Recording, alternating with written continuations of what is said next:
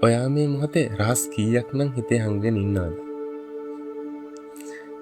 අපි හැමෝම වගේ ඇත්ත මූණ වහගෙන මාස්ක් එකක් දාගෙන තමයි ජීවත් වෙන්නේ. අපිට තරහ ගියත් අපි hina වෙලා ඉන්නවා. කෑ ගහන්න ඕන වෙලාවට නිහඬව ඉන්නවා. ගොඩක් වෙලාවට අපි අපේ හැඟීම් ආසාවන් අඳුරේ හංග ගන්නවා. මොකද ඒව එළියට આવොත් මොන වෙයිද කියන බයට. මේ විදිහට හැංගිලා ජීවත් වෙන එක ලේසි. මොකද අපේ ඇත්තම ස්වභාවය ලෝකෙට පෙන්වන්න ලොකු ධෛර්යයක් ඕනේ. විෂන් ෆ්ලෝ SL YouTube එකට ඔයාලා ආයෙත් පිළිගන්නවා. අපි කතා කරන්නේ අපේ සෙන් කතා මාලාවේ පස්වෙනි කතාව. මේක රහසිගත ආදරයක් ගැන කියන හොරෙන් ලියපු ලියුමක් සහ කෙනෙක්ගේ ඇත්ත ස්වභාවයට එළියට ආපු අපූර්ව අවස්ථාවක්. ඒ ගැන කතා කරන්න අපි යමු කතාවට.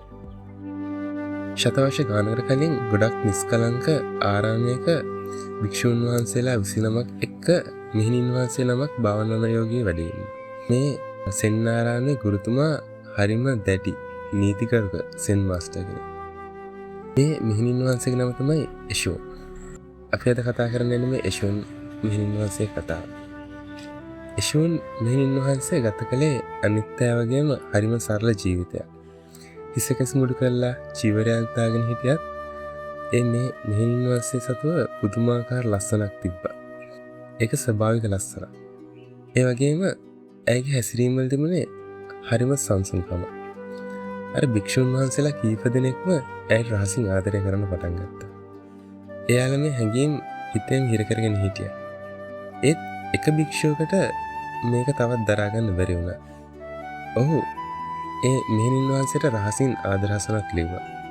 ඒ ලියුමේ එයාගේ හිතේ තියෙන ආදර කතාව ගැන කියලා ලියලා ගුරුතුමාටත් හොරෙන් රහසිගතව අනෙක් භික්ෂුන් වහන්සේලාටත් හොරෙන් මුණ ගැහෙන්න එන්න කියලා එන්නේ මෙහෙණින් වහන්සේට ඉල්ලීමක් කළා.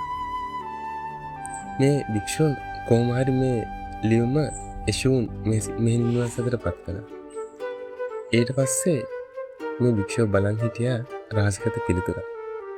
එහෙම නැත්නම් මොකක් හරි ගියක් ලැබෙයි කියලා හිතුවා.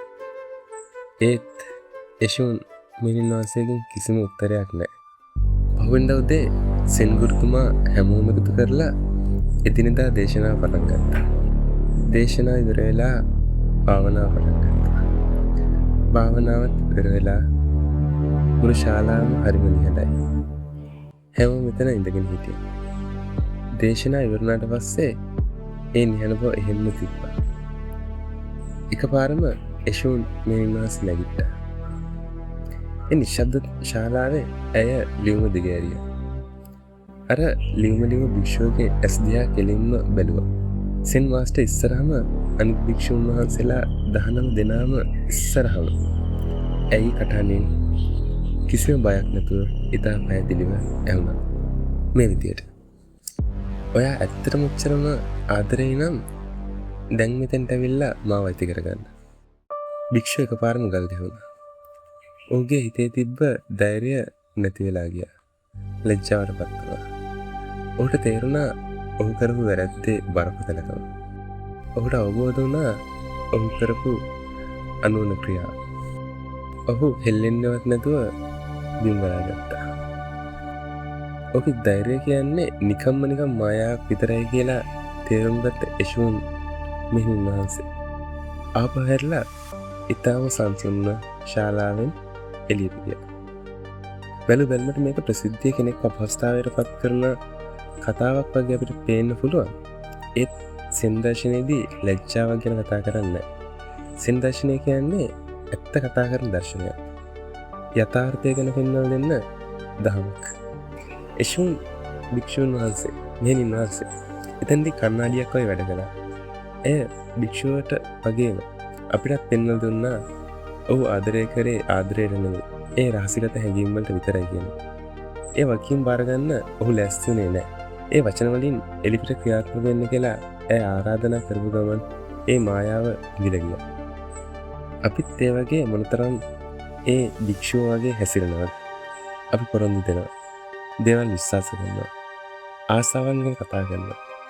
හැබැයි හැමදේම කරන්නේ අපි ආරක්ෂිතයි කියලා හිතනකම් විතරයි. අපිට හැංගිලා ඉන්න පුළුවන් කියලා හිතනකම් විතරයි. එෂෝන් මෙහෙණින් වහන්සේ මේ කතාව ඔයාටත් මටත් ලොකු අභියෝගයක් වෙනවා. ඇත්තටම ජීවත් වෙනවා කියන්නේ නිර්භීත දෙයක්. ඔයාට හැඟීම් ඇත්තනම්, ඔයා කරන දේ ඇත්තනම්, ඒ දේවල් ලෝකෙට පෙන්වන්න ඔයාට පුළුවන් වෙනවා. ඔයා ආදරය කරනවා නම් ඒක එලිපිට කරන්න කිසි දෙයක් හංගන්න එපා. විෂන් ෆ්ලෝ ස්ටිල් එකත් එක්ක අදත් මේ විදිහට රැඳී හිටියට ඔයාලට ගොඩක් ස්තුතියි. ඔයාලගේ කමෙන්ට්ස්, ඔයාලගේ අදහස්, ඔයාලගේ යෝජනා, චෝදනා හැමදේම අපි සතුටින් බාර ගන්නවා. අපිට ලස්සන කමෙන්ට් එකක් දාන්න. ඔයාලා මේක මොන හරි දෙයක් ඉගෙන ගත්තා නම්, ඒ වගේම ඔයාලා ආසාවෙන් ඉන්න මොන හරි කතාවක් තියෙනවා, ඔයාලා දන්න සෙන් කතාවක් තියෙනවා අපිට නම කමෙන්ට් කරන්න. ඊළඟට ඒකත් අරන් ඉන්න බලාපොරොත්තු වෙනවා. මේ කතාවෙන් ඔයාලා ජීවිතයට යම්කිසි වටිනාකමක් එකතු කරගත්තා නම් අනිවාර්යයෙන්ම ලයික් එකක් දාලා, කමෙන්ට් එකක් දාලා සබ්ස්ක්‍රයිබ් කරන්න, ඔයාගේ යාළුවන්ට ෂෙයා කරන්න.